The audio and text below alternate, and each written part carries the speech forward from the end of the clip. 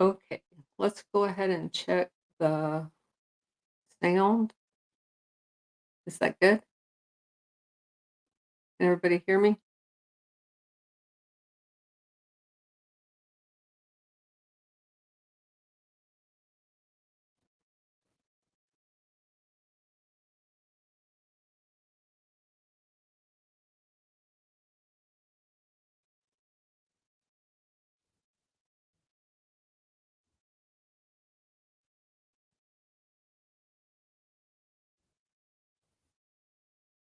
Can anybody hear me?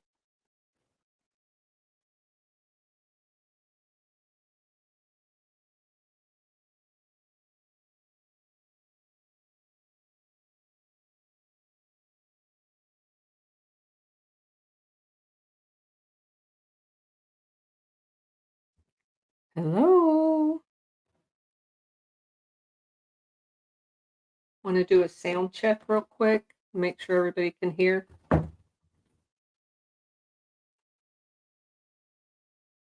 Hi, Julie. Can you hear me? Okay, awesome. So, did you see my post today about the poppies?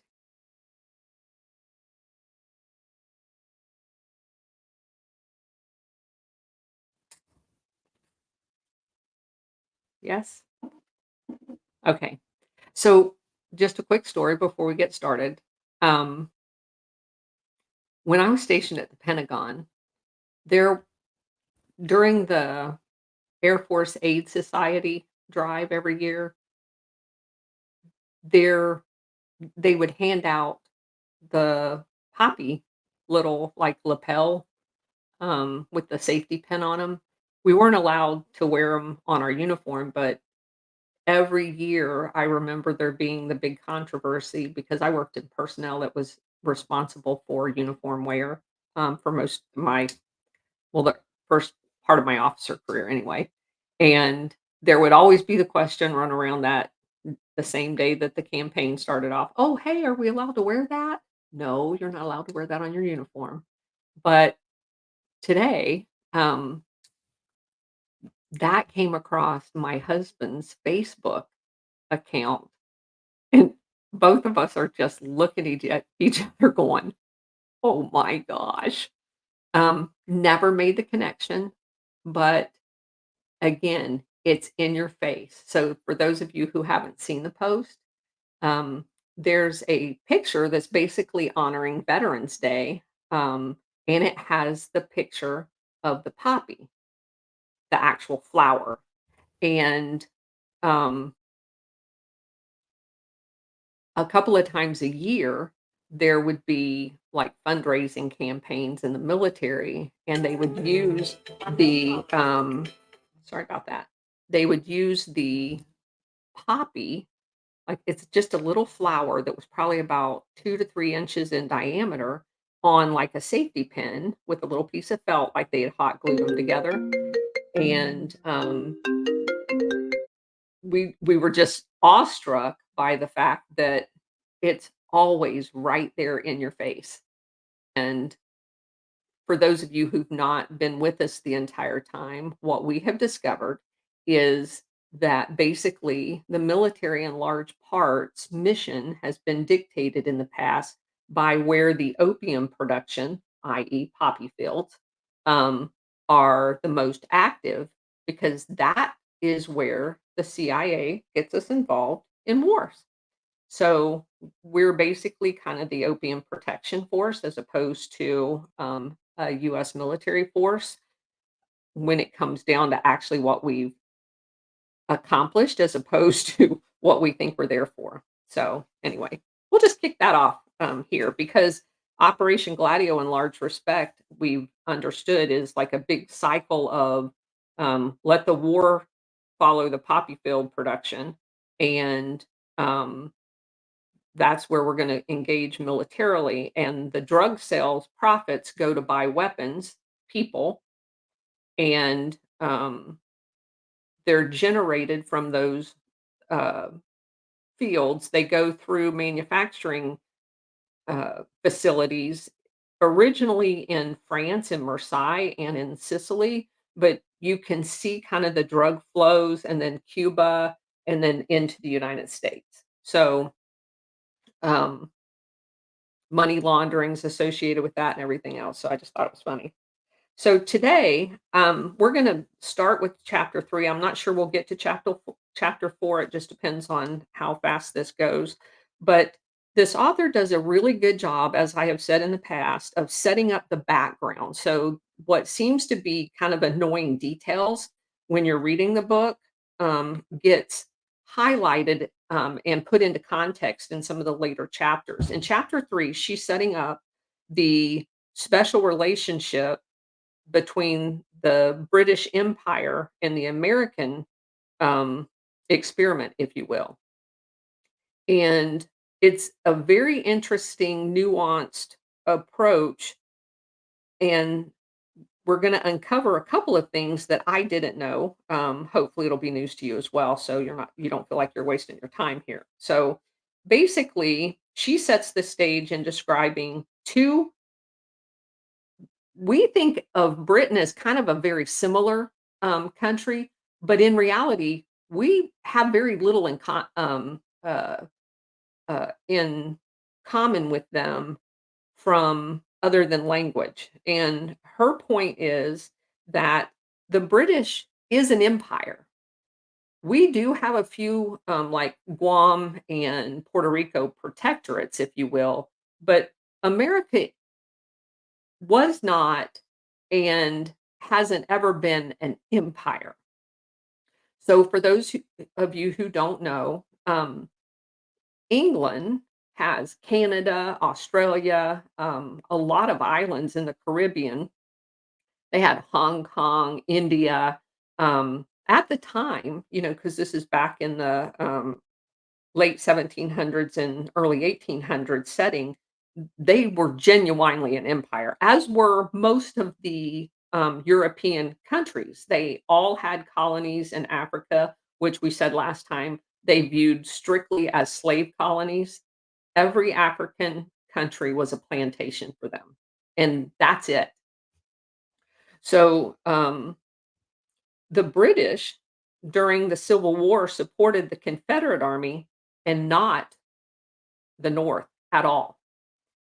And Tsar Alexander II ended up deploying the Russian Navy to both the Pacific and the Atlantic shores.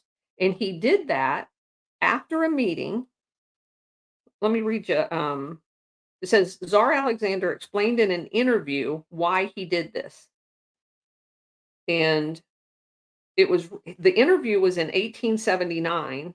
It was written about in 1904. Quote, in the autumn of 1862, the government of France and Great Britain proposed to Russia in a formal but not official way the joint recognition of European powers of the independence of the Confederate States of America.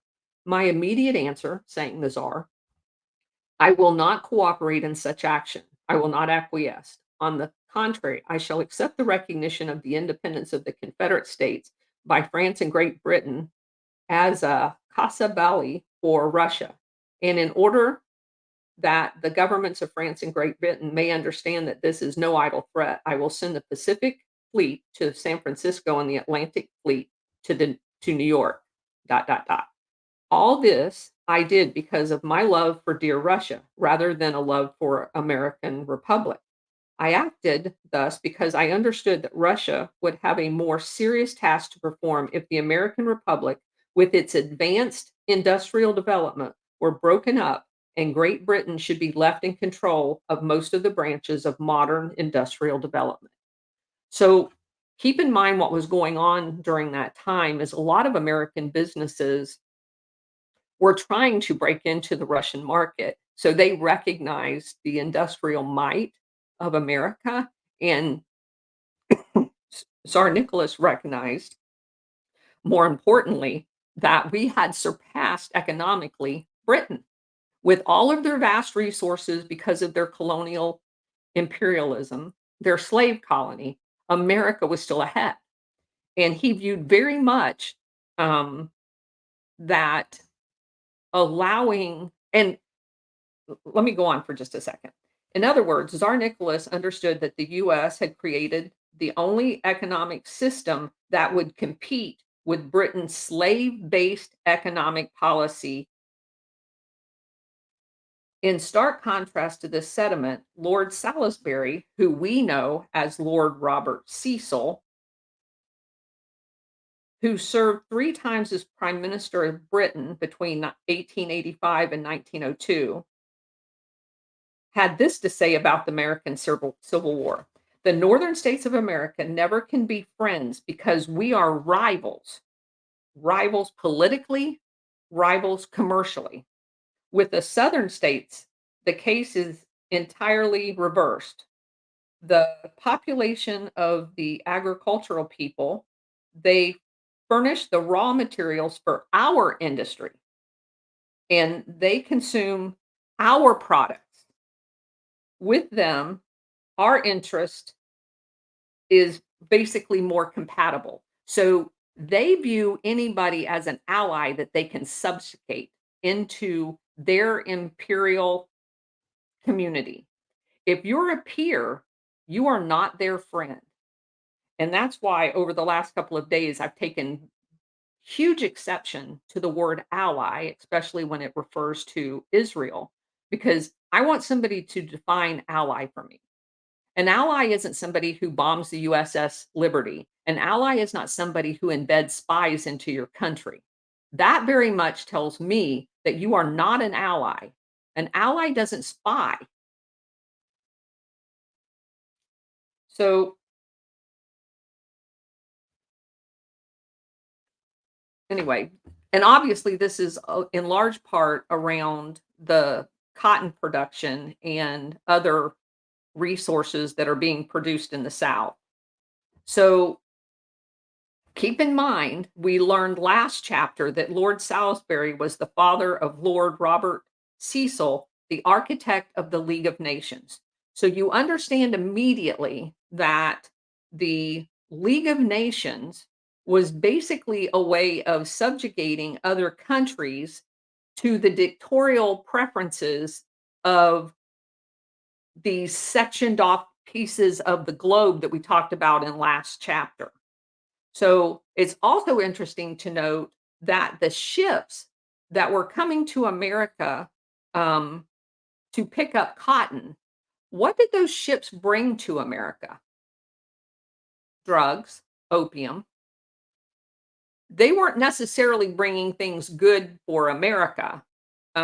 Because if you follow the trade route, a lot of the manufacturing of the cotton products happened in India, not because, again, there's no industrial capability in Britain. So we would be shipping cotton to India. They'd pick up drugs and bring drugs, opium, back into the Western Hemisphere, along with spices and everything. I'm not saying it's completely drug related, but hey, we got our poppy pen. The American Civil War was about two different economic systems in opposition to each other. So that's kind of setting up the background. And again, I want you to understand where Russia falls in this, because over time, you're going to see that none of the countries that we view as enemies of America were actually ever enemies of America. Um, But you have a lot of reason why these powers to be, if you will, like Britain, would despise Russia because they seem to always pop up and thwart their um, plans. In 1879, Otto von Bismarck broke Germany's free trade system, implementing an American style tariff policy for his nation, which did not make him friends with his counterparts. The kinship between Germany and the United States became so strong at this time that Bismarck gave a speech and was quoted by the future US President McKinley on the floor of the US Congress.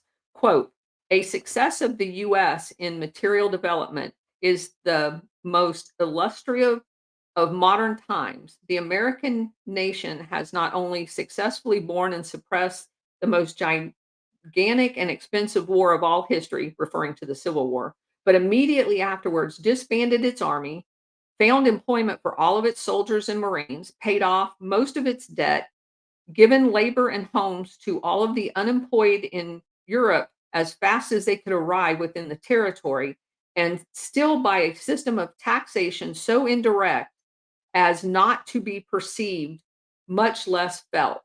Now, all of us paying taxes are going, what the hell is he talking about? Let me tell you what he's talking about. Because I just recently found this out myself. Um, our original tax system, and the whole reason that we have a US Census was because at the time, taxes were appropriated to the state based on the number of citizens in each state proportionately. So if you had a state that had 100 people in it, and you had a state that had 50 and 50, then state one would get half or get a quarter of the taxation. And that was based on the number of people in the state. So the state capital had to pay the tax bill for all of the people in their states. And that allowed the state governors to do the job of policing the federal government, not the citizenry. It was never the job of the citizen to police a federal government. It was always the state legislature by running the elections and and appointing senators, by the way, and the governor for paying the tax bill on behalf of his citizens. That was the check and balance that our founders built in. And you can see the other countries thought it was a marvelous invention on how to hold in check a federal government. So, also, he went on to say, the prosperity of America is mainly due to its protective laws. I urge that Germany now reach the point that where it is necessary to initiate the tariff system of the United States. Another thing I will point out is who used the tariff system better than any president in protection of America? Donald J. Trump. And who complained the most about him using the tariff system, which is greatly admired across the globe as a way to protect your country? So the fascist, the UN, the global international syndicate, all despise Donald Trump's use of tariffs because that's how you protect America. And they don't want America protected. That's what all of that tells you. Otto von Bismarck was heavily organizing for the building of the Berlin to Baghdad Railroad. That railroad, unfortunately, did not get completed until 1940 because they ran into all kinds of obstructionists. Imagine that. As a result, it is his belief that the sectioning of the Middle East would have never occurred post World War II and along all the fault lines that we've talked about before, where it's my opinion that these countries that were made up out of whole cloth, like Iraq, who had boundaries, the Persia became Iran with weird boundaries, Syria weird boundaries, and all of them on fault lines, dividing cultural, like Kurdish people, on the borders of 4 or 5 different countries, then creating problems for all 4 or 5 of those countries. It was all done on purpose.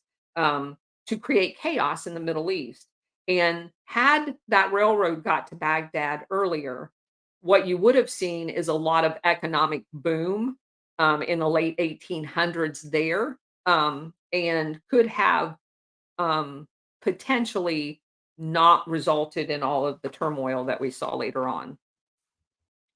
Also, um, The difference between the initiatives of sovereign nation states modeled off of the American system versus the League of Nations proposal for the United States of America. And so we heard last time that the UN was advocating that we divide the globe up into basically six entities, and that each one of them have like a pan America, a pan Europe, a pan Asia. Um, and what was left out of the mix was Africa and the Arabs because the snobs, elitist in the Britain mainly, hierarchy viewed those people as labor providers only, not as real human beings. So the American system economic model was that the nation's economic sovereignty was the core of every policy. Under the system of sovereign nation states, countries benefit most by participating and facilitating trade between each other. But as sovereigns, they are not at the economic mercy of any country and have the economic freedom to determine their own future for the welfare of their citizenry. It also recognizes that in order to have an economic independence, a country needs to become industrialized through the development of machine tool industry, which of course is why ours was dismantled.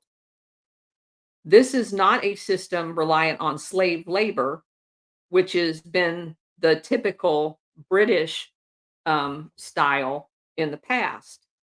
So Germany was basically developing a model that very much mimicked America under their, not Hitler, their former guy, in the late 1800s.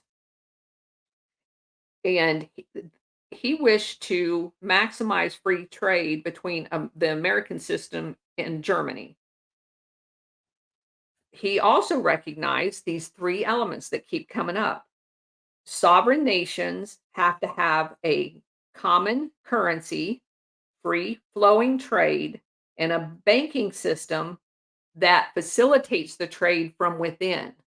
So we see those three things that keep coming up. And every time we see one of these top down driven models, whether it was the Madrid Circular or in any of those other books that we read, um, I told y'all about the Islamic Unity Pact that um, was created under the UAE for the trade within the Arabic. They had these same three things. So they know that if they can control your currency and they can control trade and they have the banking system, that they control the country. And those three things keep coming up over and over in this deep dive that we've been doing. The American system is what allowed the US to propel past the bankrupt British Empire as a super economic force, and they never got over it. The League of Nations proposition of the US of Europe was to effectively look at every nation in Europe as a colony within an overarching empire. And so, what we talked about last time is they had a kind of a controversy on whether or not England was going to be incorporated in the pan Europe um, model that they were trying to advocate because England, in its empire, already incorporated where they were going in the New World Order. So they wanted Europe to basically create its own integrated empire. And they viewed the League of Nations as the vehicle to get there. So the League of Nations advocated for regionalization that we've been talking about. Countries within their designated region would be beholden to the economic policy and the destiny of that region. And of course, they would orchestrate the whole thing. Um, but what it basically does, and what we've seen with the EU, is all the smaller countries lose their sovereignty. They'll basically not get any say at all. They become vassal states of this pan Europe, whatever. Um, Thus, a country is not free to act on its own welfare, even if the consequences is devastating. So clearly in support of empire imperialism and segregation, also for the idea of the League of Nations, that That's what represents the EU. Divided between a few empires, namely the British Empire, the American Empire, a renewed Habsburg Empire, which is pan Europe, and a Japanese Empire, and the British Empire would be the top dog in the whole hierarchy. In 1869, the Japanese modernizers worked directly with Lincoln slash Kerry strategist um, to basically create an industrialized Japan at the same time that Germany was kind of mimicking what we were doing. They contracted for huge infrastructure projects, nation building projects, and China was also on board with this. There was a guy by the name of Sun Yat-sen, Yat-Sen, Yat-sen, that's what we're going to call him. And he basically gave birth to modern China. He was the first president of the Republic of China and is considered one of the founding fathers of the People's Republic of China, not the communist part.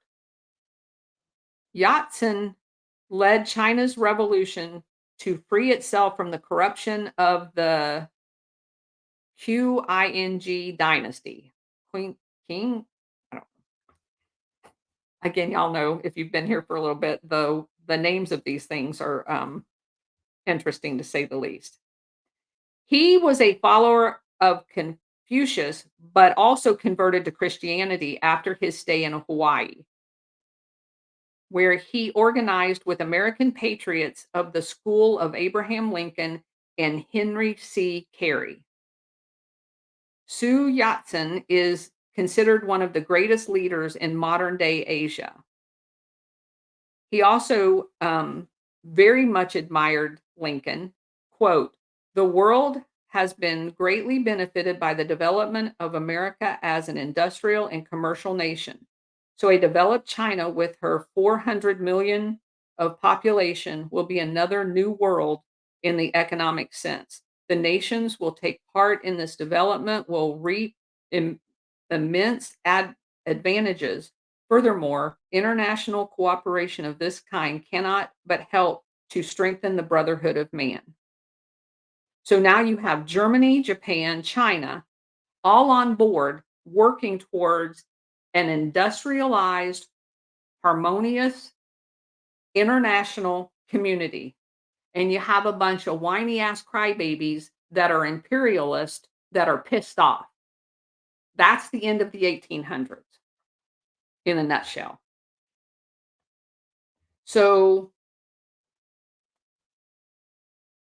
it's also worthwhile to note that during this period of heavy so she provides a list, which is a very interesting list, that all of this brotherly love and everybody getting along was very distasteful to some people. So you have President Abraham Lincoln assassinated, Tsar Alexander II assassinated, President Garfield assassinated, Otto von Bismarck was couped in 1890. President of France assassinated in 1894. Tsar Alexander III was poisoned in 1894. President Kinley was assassinated in 1901. A Russian minister of interior was assassinated. Grand Duke Sergei Alexandrov of Russia assassinated 1905. Russia's Minister of Interior, the next one, assassinated. Tsar Nicholas II assassinated, and Sun Yat-sen was forced to step down after less than a year of being the president of China. He was a great influence way before that, but in 1912, he was forced to step down, a soft coup. So out all the brotherly love, in with what we're going to see revolution after revolution, monarchies that had been in existence for over 1,000 years, hoisted out. And not that that's necessarily all bad from this perspective, but keep in mind the way the monarchists, a lot of them were very other than, a few, were very naturalistic, and so that was especially true in Russia. Um, they very much, whether you like the way they treated their citizens or not, and you can make an argument that they weren't the most benevolent, but they did there are cultures of people that, um, want a strong leader. We happen to be much more independent over here, although we love Donald Trump. But there are cultures that gravitate to that. And having a monarchy that has the best interest of their culture and their country is not a bad thing.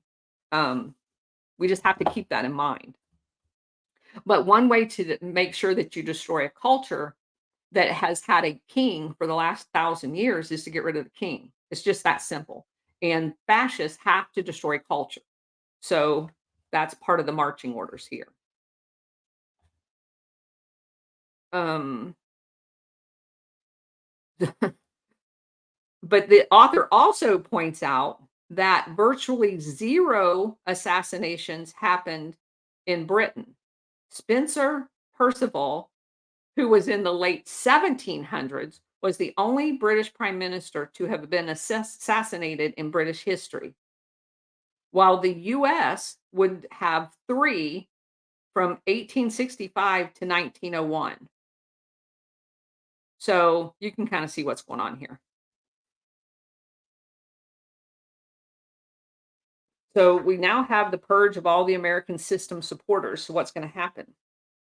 Well, obviously, we're going to start destroying the American system. So um, the guy that worked with Abraham Lincoln, Henry Carey, wrote an article called Harmony of Interest. And here's what he had to say: two systems are before the world. The one looks to increasingly the proportion of persons and of capital arranged to trade and transportation, and therefore to diminishing the proportion engaged in producing commodities with which to trade, with necessarily diminishing the return to the labor of all, while the other looks to increasing the proportion engaged in the work of production and diminishing that engaged in trade and transportation. So he's basically outlining, and I posted this. One looks to paperism, ignorance, depopulation, and barbarism, and the other one looks to increasing wealth, comfort, intelligence, and the combination of all actions and civilization. One looks towards universal war, while the other one looks towards universal peace.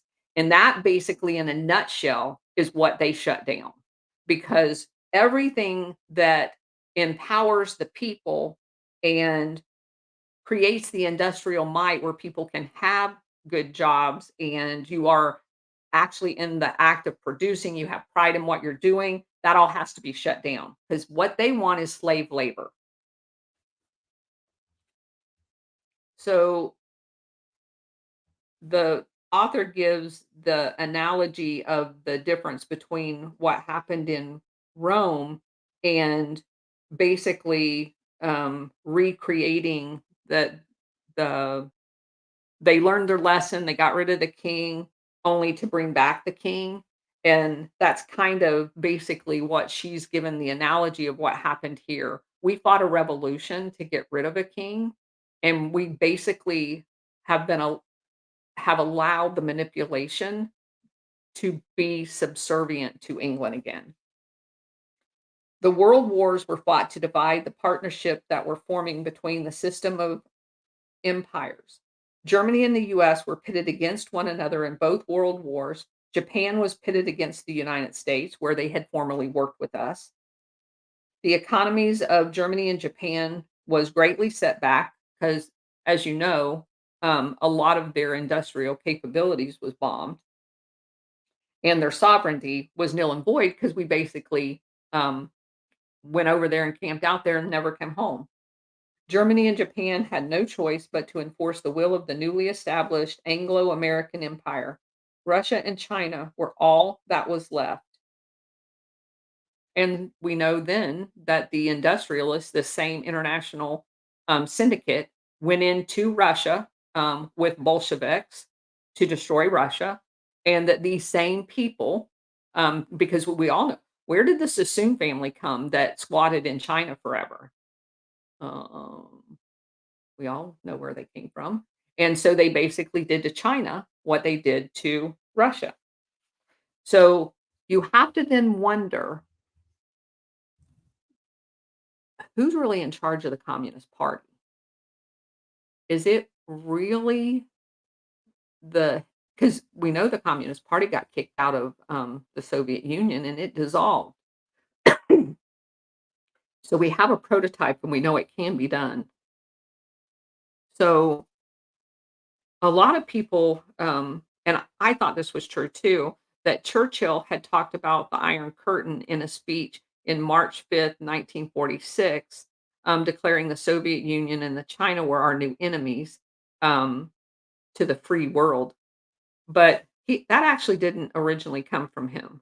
Um, Bertr- Bertrand Russell, a member of the Fabian Society and a strategist for the fascist in Britain, wrote a book or article called The Bomb and Civilization, calling for one world government. And I'm going to quote him. Either war or civilization must end, and if it is to be war that ends, there must be an international authority with the sole power to make new bombs. But I fear that that is utopian. If America was more imperialistic, there would be another possibility, and they're going to make that happen. If America were, if they were more imperialistic, there would be another possibility, less utopian and less desirable, but still preferable to obliteration of civilized possible for Americans to use their position of superiority to insist upon disarmament, not only in Germany and Japan, but everywhere except the US, or at any rate, in every country not prepared to enter into a close military alliance with the United States. During the next few years, this policy should be enforced. If one or two wars were necessary, they would be brief and would be soon end in a decisive American victory. This is immediately after World War II. In this way, a new League of Nations could be formed, i.e., the UN, after under American leadership, which is why it's here, and the peace of the world would be securely established. But I fear that respect for international justice would stop Washington from adopting this policy. That's frightening. There is only one way in which great wars can be permanently prevented, and that is the establishment of an international government. There will be one other method by which, in theory, the peace of the world could be secured, and that is the supremacy of one nation or one closely allied group of nations. And that's why they're trying to group people together so they can have this council sitting on top of it, controlling everything. America at this moment, if it were bellicose and imperialistic, could compel the rest of the world to disarm and establish a worldwide monopoly of American armed forces. But the country has no wish for such enterprises. The opportunity will be gone in the near future. A world war, however terrible, would probably end in America's victory. And I mean, he just goes on to say that they want one world government. They want America to be the military. And interestingly enough, they basically did that under NATO. Incredibly, in the year 1946, a little over a year after the end of World War II, Russell was calling for another war, basically to end all wars. And in it, um, what he wanted to do basically is to stop Russia from getting the nuclear weapon. But we all know from reading other books that between World War I and World War II, the Soviet Union and Germany had a secret pact that didn't come out right away, in which Germany began rebuilding all of their arms production capability in Russia. So while we thought we were ferreting away all of the nuclear scientists and scientists in general into the United States, those people had already all worked in Russia. The factories were left in Russia. They built factories from the end of World War One to the end of World War Two. And so this is all very interesting. And he may not, the Bertrand guy may not have known that at the time because it was a secret pact between Germany and uh, Russia. So there was the Soviets. There was not ever any question that the Soviet Union was going to have nuclear weapons. Um, so the author also notes that there's been today a lot of effort to whitewash Bertrand Russell's call for a unilateral um, one new world order. Um, and then basically she goes into it on to explain why he wanted it to prevent Russia from getting the bomb. So um, it one of the things that Russell talks about is basically going in. She makes note that no nation was going to be considered sovereign. No people of a nation had the right to decide the future course for their country under this, and that the US was going to be a puppet of the British Empire and the international government. They would decide the fate of all countries, and it would not benefit the citizens, but it would benefit the elite governing class. It's basically calling for a fascist totalitarian system um, via the UN, a kind of one world dictatorship, world federalist utopias. I don't consider that a utopia. But in essence, what we've been learning about the Gladio network, that's exactly what they were setting up. They were going into all of these uh, democracies with functioning elections. They were jerry rigging the elections, and if the wrong guy won, they'd assassinate him. They created the stay behind units to create instability, to push people the way they wanted to vote or the way they wanted to. They captured all the media so that they could brainwash the citizens of these countries. So the CIA, and all the other intels, the BND of Germany, the MI6 of England, Mossad of Israel, were all in on this. So this has been an ongoing operation. What we're trying to do is set the premise of where it started. Um, and it's also not coincidental that in 1947, for the first time ever, of course, right after World War II stopped, the United States had a standing army. We had never had a standing army. You had a cadre of senior people that were like the backbone of a war department that were there through um, the draft system to mobilize and train people to go to war. And it was supposed to be a laborious process so that cooler heads could prevail. Having a standing army means that you will always be at war. And of course, at the same time, the CIA was created, who's going to instigate the use of that standing army all the time. And at the same time, we have over in Germany the creation in 1942 and the transferring to in 1947, 45 to 47, the operational control of the stay behind units under the auspices of the CIA and the global intel network that was set up. So you have all of the pieces put together at the end of 1947, where 50 years prior to that, at the end of the 1800s, you basically had a global peace breaking out with the Industrial Revolution and everybody sharing until they killed everybody. So, um, The author then goes over a bunch of national security directives that basically were written in the 1950-ish time frame, basically puts us at war with the Soviets. Um, January 1950, one titled "The Implications of Soviet Possession of Atomic Weapons," that we could actually launch a preemptive strike. Um, there was another one written about that. Also talking about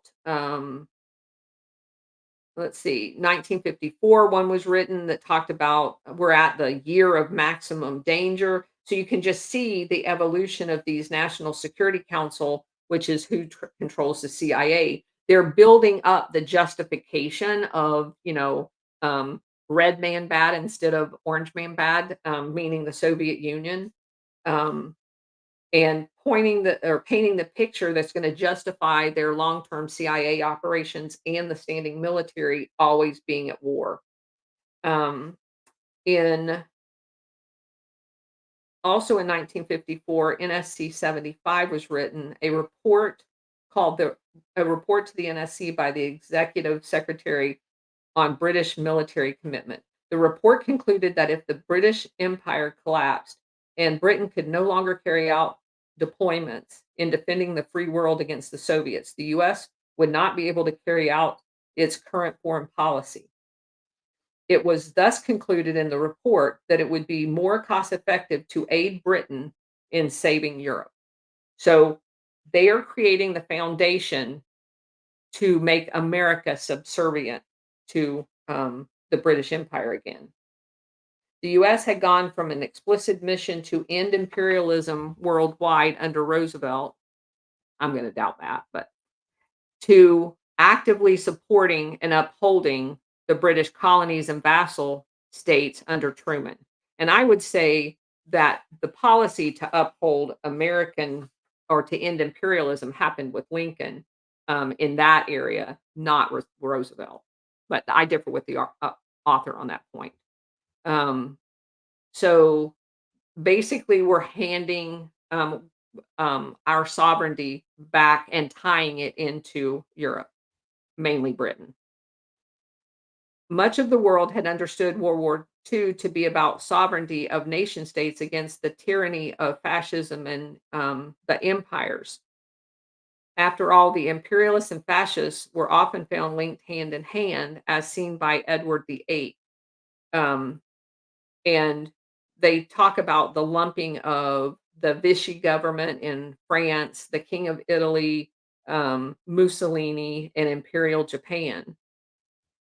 The imperialists and fascists in discussion with each other as to what form the post-World War would look in their individual areas.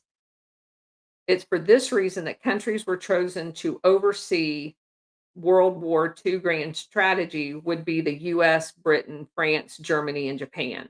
So it's saying that the very countries that, other than the US, which we've now acquiesced to in the early 50s, the very countries that were the fascist, if you go back to last chapter, they're now the leading figures in all of these sectioning off of places, right? So Germany's going to lead pan Europe.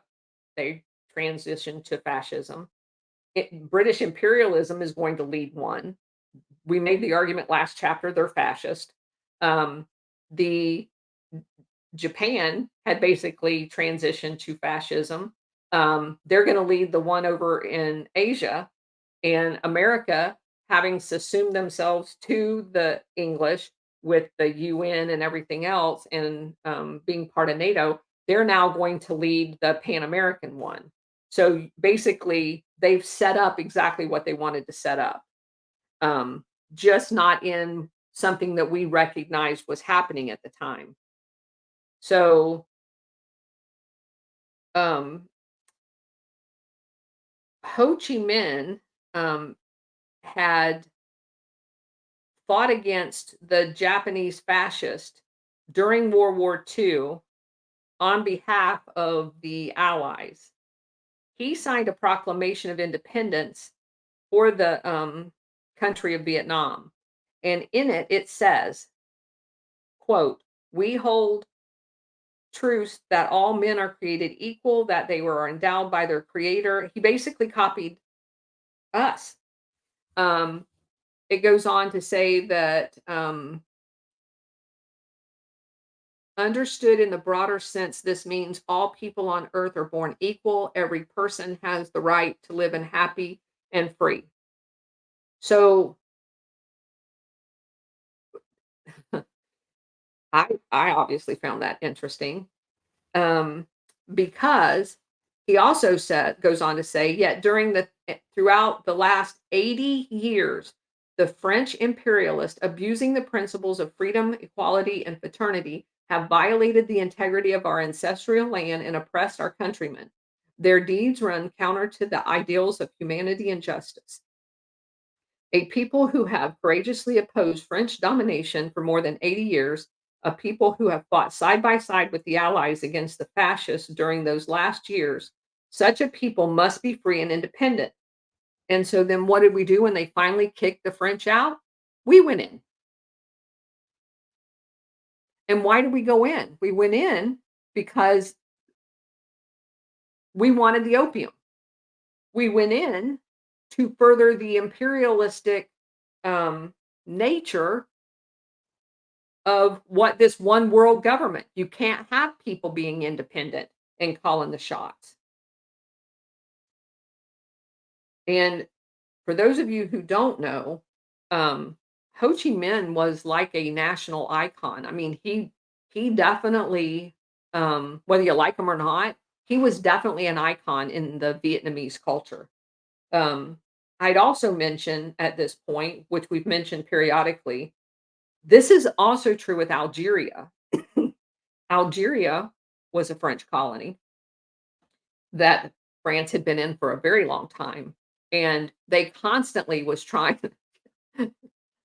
were constantly trying to, wow, the images that came up, oh my gosh.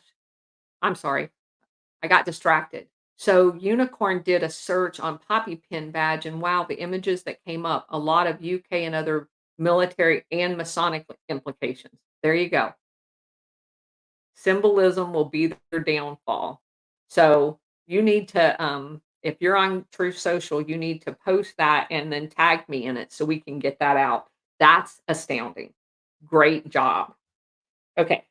So we just see the same thing repeated over and over again.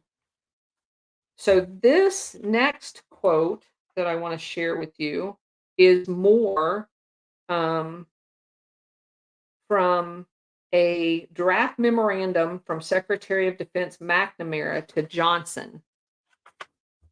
It says this understanding of a straightforward security threat is interwoven with another perception, namely that we have our view of the way the US should be moving and of the need for the majority of the rest of the world to be moving in the same direction if we are to achieve our national objective. The role we have inherited and have chosen for ourselves for the future is to extend our influence and power to thwart ideologies that are hostile to these aims. Notice he doesn't say communism. It's anything that's hostile to the US, i.e., the Brits' aims, and to move the world as best we can in the direction we prefer. Our ends cannot be achieved and our leadership role cannot be played if some powerful and virulent nation, whether Germany, Japan, Russia, or China, is allowed to organize their part of the world according to a philosophy that's counter to ours.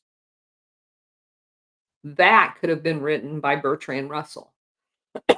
That could have been written by Soros. That could have been written by Klaus Schwab. So this had nothing to do with the fight against communism. Any country that is, quote, allowed to organize their part of the world according to a philosophy contrary to ours, unquote, is fair game in this new century of warfare. Russell is quoted as saying, "Will have to be bound by its constitution to intervene," talking about us, the US, "bound by its constitution to intervene by force of arms against any nation that refuses to submit to arbitration," unquote. All in the name of democracy. So the British sets up, to further this, a Southeast Asia Command, which basically is their attempt to save all of their Asian colonies. And we are now part of that, and have been for a long time. What I found interesting about this is we all know who the Mountbattens are. They were a bunch of pedophiles. So you have the British Southeast Asia Command, headquartered in what is now Sri Lanka, and Admiral Lewis Mountbatten was in command of Churchill's policy, but he had to initially share that command with MacArthur. The British got control of their previous colonies, Burma, which is now Myanmar, and Malaya, which is now Malaysia, as well as Thailand, Singapore, and Sumatra. But they were not satisfied and continued to pressure the United States to allow British priority in liberating the entire region. They didn't want MacArthur anywhere near there. The US logic in agreeing to the establishment of the Southeast Asia Command was that Britain would take a larger role in defeating the Japanese fascists in Burma, thus opening up a southern route to resupply to China to aid in the fight against the Japanese fascists. In 1944, which is still inside of World War II, Mountbatten had successfully sabotaged this effort. So it goes on to describe the fact that he worked with the chief people that were in charge of the intelligence to thwart. Um, Let me just read this part. A major, the guy that was the major player in the opium trade that was enforced on China against its will, culminated in China's loss of two opium wars against Britain. So that same guy is in charge of the intel during World War II as it relates to the Asian theater. General Wedemeyer from the US Army served in Asia during World War II, recognized that one of the major reasons why the Chinese communists were unable to form an alliance against Japanese was due to the British sabotage by Mountbatten. The British were playing the same old imperial game of flaring up bad blood that had already developed between the two groups in a divide and conquer strategy. The Chinese communists did recognize that this would ultimately lead to the balkanization of China if the union of China against the Japanese imperialists was not put forward as the number one priority. So we have General Wademeyer, who says, quote, "We Americans interpret US policy as requiring a strong unified China and a China fighting effectively against Japanese.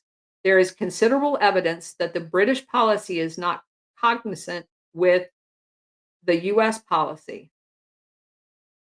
British ambassador personally suggested to me that a strong unified China would be dangerous to the world and certainly would jeopardize the white man's position immediately in the Far East and ultimately throughout the world." So let that sink in for just a second, right? They're like the most racist entity alive. It's mind boggling, actually. So, um, that, I, I mean, I've already read this, and every time I read it, it makes me more mad. Um, Here's another quote from the London Daily Mail. Quote, "Anti-British psychology has not been discouraged by our American ally. US propagandist has been working um, in the Chinese area a great plan to dam the Yangtze, known as the Yangtze Valley Authority. It will be a great engineering contract of modern times. So, in other words, the British were already identifying the threat over 70 years ago of an independent China who would have already had her sights on great industrial projects such as the Yangtze Dam, which is now the Three Gorge Dam, and the construction of the old Silk Road, which of course was with Britain dominating it under the Silken Road Initiative. So as long as Britain was in charge of all that crap, everything was great. But if a country is to do it on their own, not tolerated at all. I that just like blows my mind. It's okay if it gets done. They just have to benefit from it. A sovereign country cannot benefit by their from their own projects. So Anglo-American foreign policy regards the Belt and Road Initiative as a threat to the Western um, world. And that's our policy now because we've adopted everything that the British Empire wanted us. We're like parrots now. And I'm not saying whether it's good or not. What I'm trying to get through to everybody is to understand these are not our thoughts. They're not our policies. These policies were created in the late 1800s, early 1900s, and they've been force fed to everybody from an elitist group of people at the round table. And as we described before, you've got the round table circle that runs everything. And then they have circle upon circle that goes out from that circle, like the CFR, the RIIA in Britain, the Committee of 300. Yeah, we could name all of them. But there's a crap load of them. So the high-ranking individuals and institutions like the CFR have gone so far as to call the Belt and Road Initiative a threat to American national security. Well, they have to because that's how they mobilize the military support for it and get NATO involved in it. Um, the Mekong River Basin Survey, modeled after the Tennessee Valley Authority, were set back for decades because that's what they used the campaign in Vietnam was to destroy their infrastructure. They destroyed the um, canal systems there, which greatly reduced everybody's standard of living there because they want us as slaves. Um, it is envisioned that such a canal in Thailand and in Vietnam would improve transportation to their region, similar to the Panama Canal and the Suez Canal. And who was in charge of those? The Panama Canal was owned by America. So as long as it benefits America, it's fine. And the Suez Canal was um, Britain was in charge of it. So as long as they benefited, it was fine. This exposes the true intentions of the Cold War doctrine, which continues to this day. The threat was never really considered communism, but rather the cause of nationalism and to thwart nationalism, industrialization, and the liberation of people. That's what all of this has been about. That had to be stopped if you're going to subjugate the world to an elitist one world order.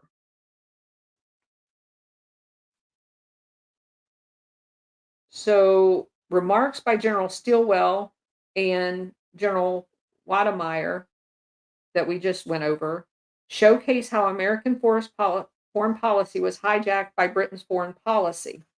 So here is General, um, let's see. Oh, I want to quote here. This guy is the Marquis Lord Salisbury, the um, from Britain.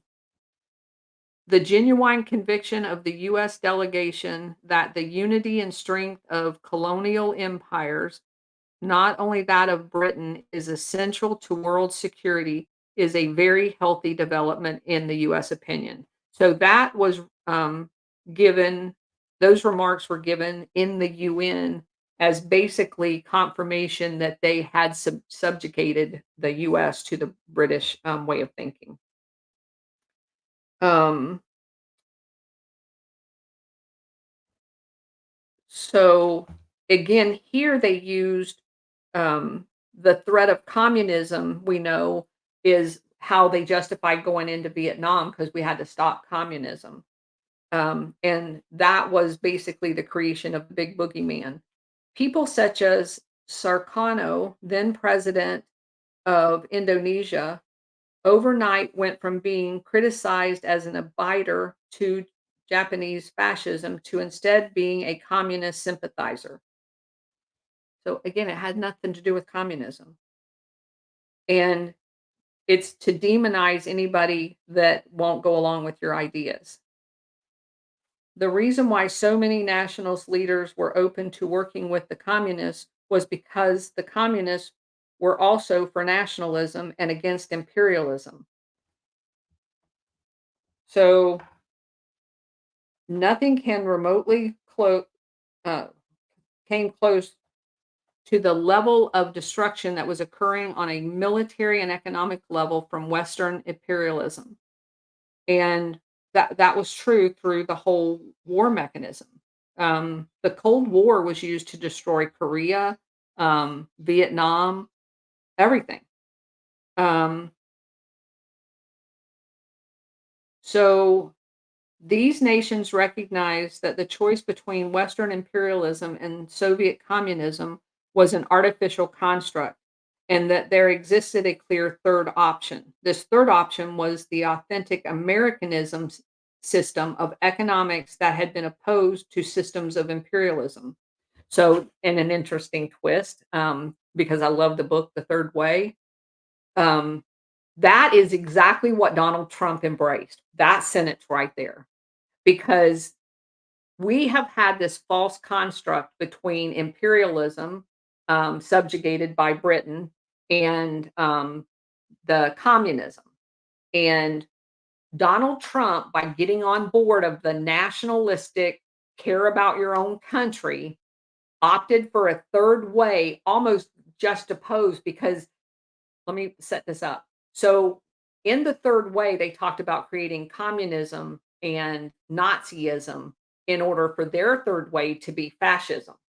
So, everybody was going to hate communism because it's so brutal and kills millions. Everybody's going to hate Nazism because it's so brutal and kills millions. So, they were going to use the fascist as, we're going to create safety for you, and have a totalitarian fascist New World Order. Donald Trump turned that on them, as he's so brilliant in doing, and saying that is in fact a false construct. Communism versus imperialism, I'm going to call that fascism.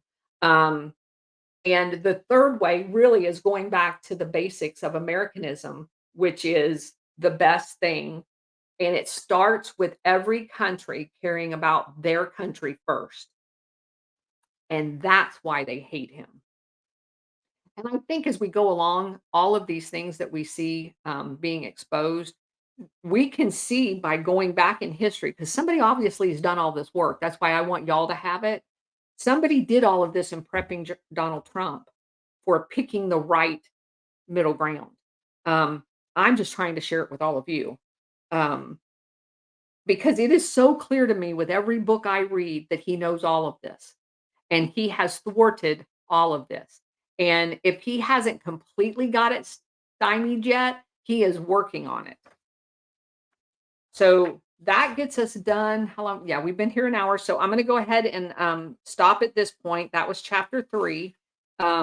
Chapter 4 talks about the fascist roots of the CIA and the true origin of the Cold War, because I kind of hinted about that it really didn't come from Churchill. And we will tomorrow talk about what its true nature was. What I am going to try to do is combine, because it's a real natural fit between chapter 4 and chapter 5, because chapter 5 is very interesting, and its applicability today. Chapter 5 talks about how the Ukrainian nationalist movement post World War II was bought and paid for by the CIA. And you're going to see the direct connections of everything we're going to talk about tomorrow on the foundation of the national movement in Ukraine and Nazism.